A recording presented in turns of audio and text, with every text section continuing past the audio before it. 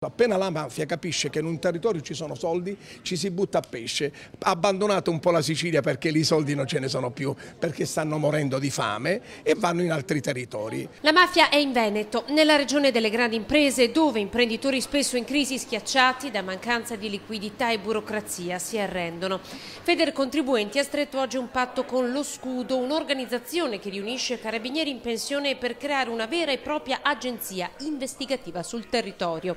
Ogni appalto pubblico ha le sue tangenti e che non sempre vengono scoperte. C'è una cifra prestabilita che va dal 2-3% del valore dell'appalto che va in tangente. A chi?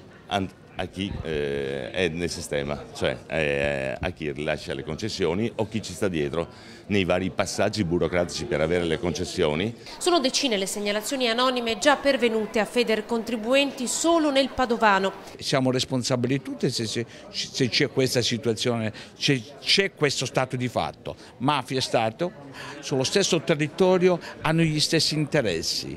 E qual è? Economia e potere. Noi chiediamo solo che la gente venga, ci faccia sapere anche in forma anonima quello che sta succedendo, quello che gli viene richiesto e poi noi agiremo di conseguenza. Tra evasione fiscale e corruzione, Federcontribuenti ha stimato un mancato introito per le casse nazionali di 2 miliardi di euro.